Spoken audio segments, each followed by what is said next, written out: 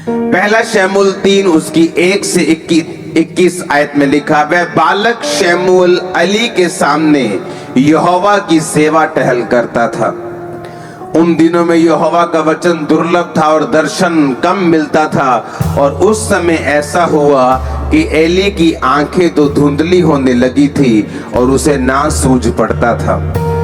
जब वह अपने स्थान में लेटा हुआ था और परमेश्वर का दीपक अब तक बुझा नहीं था, और शमूएल यहोवा के आराधनालय में जहां परमेश्वर का संदूक था वहां लेटा था। यहोवा ने शमूएल को पुकारा और उसने कहा, क्या आज्ञा? तब उसने एली के पास जाकर दौड़कर कहा, क्या आज्ञा? तूने मुझे क्यों पुकारा है? वह बोला, मैंने नहीं पुकारा, फिर जा लेटा रहे। और वह जाकर लेट गया। तब यहोवा ने फिर पुकार कर कहा, हे शमूएल। शमूएल उठकर अली के पास गया और कहा, क्या आज्ञा? तूने मुझे पुकारा है। और उसने कहा, हे मेरे बेटे, मैंने नहीं पुकारा, फिर जा लेटा रहे। उस समय तक शमूएल यहोवा को नहीं पहचानता था और ना ही यहोवा का वचन उस पर प्रकट हुआ था।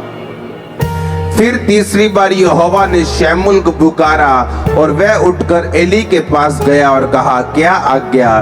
तूने मुझे क्यों पुकारा है? तब एली ने समझ लिया कि इस बालक को यहोवा ने पुकारा है। इसलिए एली ने शमूएल से कहा, जा लेटा रहे। यदि वह तुझे फिर पुकारे तो तू कहना, हे यहोवा कह, क्योंकि तेरा दास सुन रहा है। तब शमूएल अपने स्थान पर जाकर लेट गया।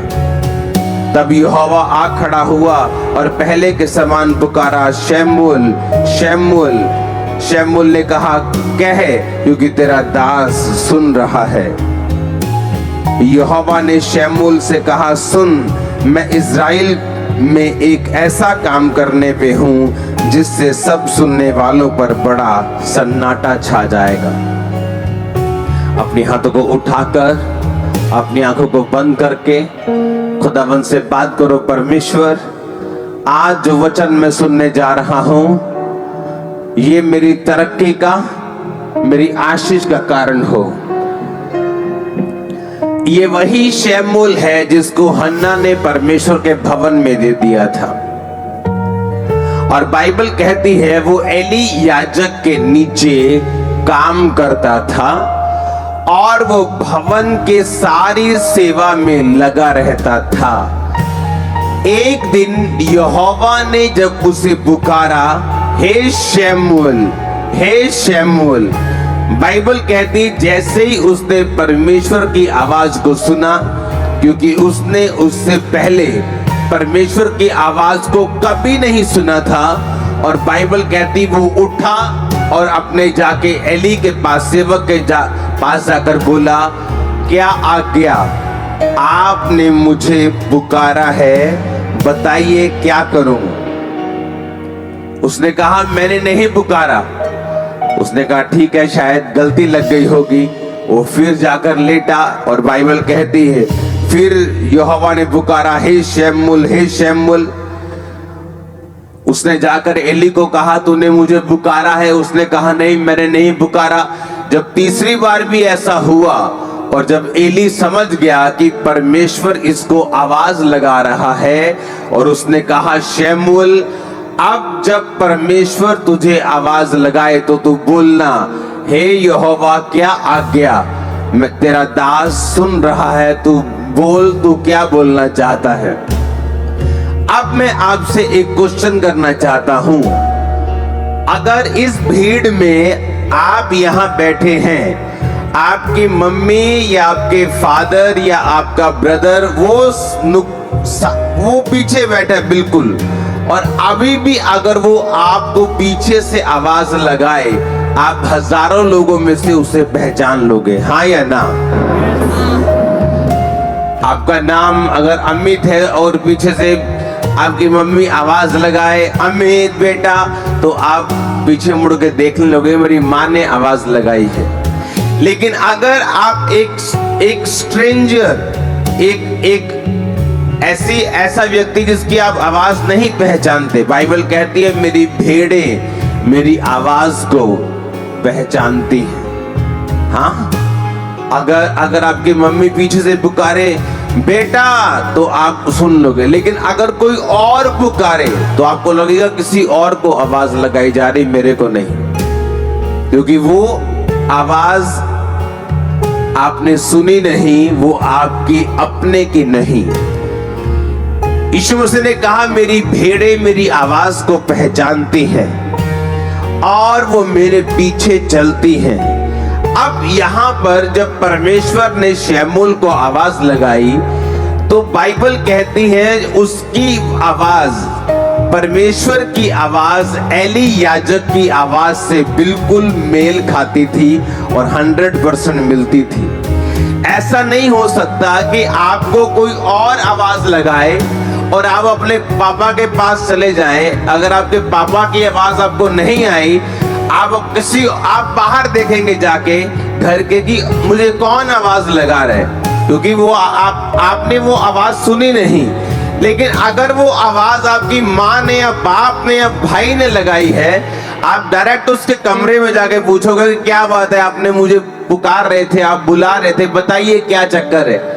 लेकिन बाइबल यहाँ कहती है कि उसने यहोवा की आवाज को पहले कभी नहीं सुना था। बाइबल कहती है जैसे ही एली याजक उसको मिला और उसने कहा मैंने तुझे नहीं पुकारा, वो बड़ा हैरान हुआ, फिर वापस गया, लेटा। तीसरी बार जब परमेश्वर ने पुकारा तो फिर एली याजक की आवाज में ही पुकारा। परमेश्वर की जो वचन है उसमें एक एक बिंदु, अगर बाइबल में जहां पौलुस कहता है कि तुम दाखरस के मतवाले ना बनो परंतु पवित्र आत्मा से परिपूर्ण होते जाओ, अगर आप उसके बाद बाइबल देखेंगे तो वहां पे सेमीकोलन लगा है। ऐसा सेमीकोलन होता है, ना तो फुल स्टॉप लगा है ना कोमा लगा है। उसका मतलब होता है कि अभी सेंटेंस खत्म नहीं हुआ। आगे उसने लिखा अपने आप से भजन संहिता से बातें करते हुए, गैर भाषा में प्रार्थना करते हुए धन्यवाद। यानी अगर उसने ये कहा कि तुम पवित्र आत्मा से परिपूर्ण होते जाओ तो सेमीकोलन का मतलब कैसे होना है।